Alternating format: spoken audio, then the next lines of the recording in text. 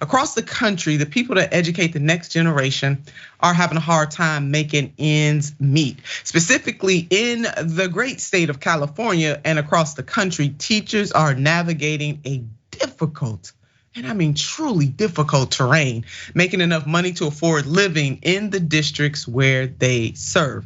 Again, we're not talking about some country that doesn't have the means to pay their teachers very well. We're talking about right here in the United States of America. So the research by the Economic Policy Institute found the following: that public school teachers nationally make nearly 24% less in weekly earnings than similarly credentialed college graduates in other fields. When benefits such as healthcare were taken into account, the total compensation penalty was 14%, the widest gap since 1979. This reporting is coming from The Guardian. Thank you, Edwin, over at The Guardian. Now, I just want you to wrap your minds around that. Let me just dress this up for you real nice. Teachers who educate the next generation cannot afford their rent.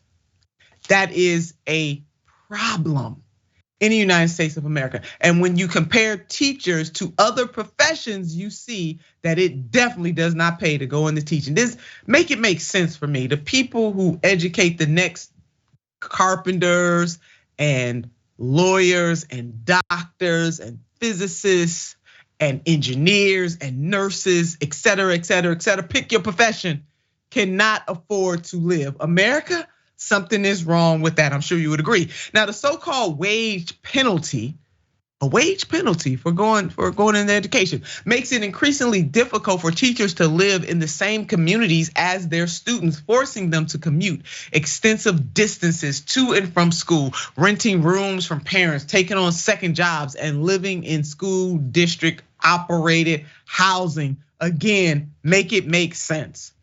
The teachers that educate the great minds of the future cannot afford to live. The president of the United Teachers of Los Angeles stated the following: educators are educating astronauts, physicists, doctors, lawyers, construction workers, plumbers, electricians.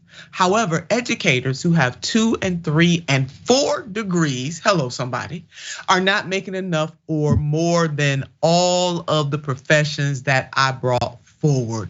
This is indeed, you know, the category I use sometimes, a sin and a shame. This fits in my sin and shame category. America, what's up with this?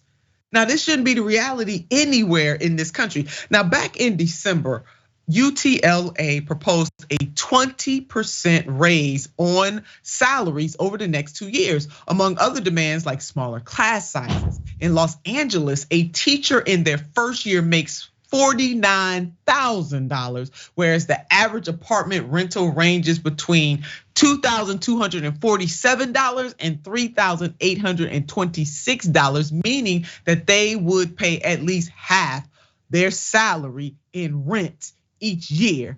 Oh, to quote Andrew Yang, the math ain't math on this one right here. Now in California, teachers on a weekly basis make nearly 18% than comparable college degrees. Yasmine, this is indeed a stain on this country.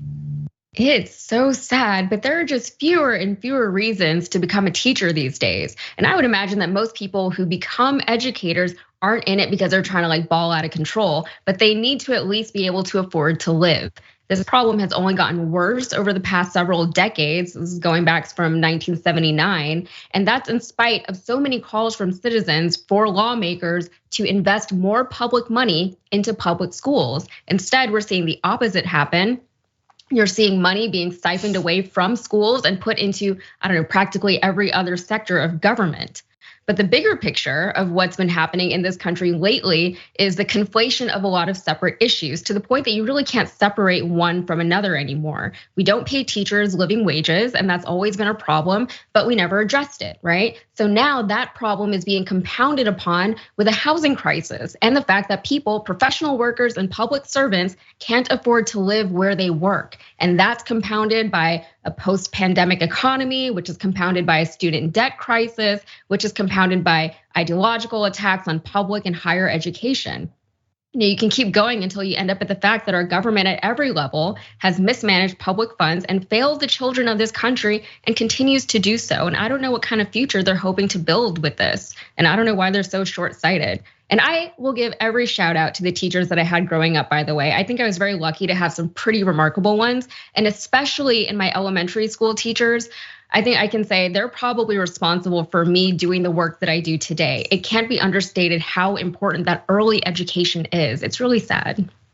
It is, Yasmine. I totally agree with you. Shout out to teachers. I have so many fond memories of my teachers, and even in college, some of my professors that helped me, shepherded me through some very hard times in my life. Had it not been for an educator coupled with a strong community, I too don't know where I would be today. My English teacher is coming to mind, Miss Mildred Gardner. Still, I remember seeing the stars on my paper when I gave a speech. Ironically, nobody would believe that I got some stars for giving a speech and checked off every box. So I'm with you, Yasmine. I mean, teachers do so much and they leave a lasting impression.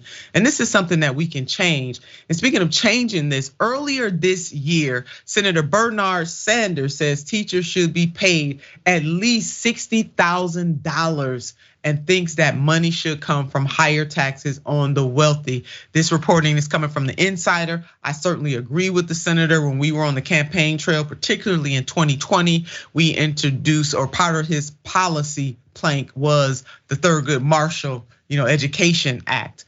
And it was so vitally important that we pay our teachers. Being side by side with teachers in South Carolina as they walked out because the classroom sizes were so big and they are so underpaid. Teachers definitely do deserve this. And in America today, 44% of public school teachers quit the profession within 5 years. Why is that? Why are so many public school teachers leaving the profession they love? Well, there are many reasons, but one of the primary reasons is the pathetically low pay teachers receive. In America today, the starting pay for teachers is almost 40% of our school districts is less than $40,000 a year. And that quote is coming from none other than the Vermont senator himself, Bernard Sanders. America, we gotta do better. We can do better and we must do better. Go ahead, show teachers love. Make sure that you are advocating for them to get higher wages. And then go ahead and lean on those people in the Congress and tell them to go ahead and support Senator Bernard Sanders' bill to increase the pay for teachers across this country.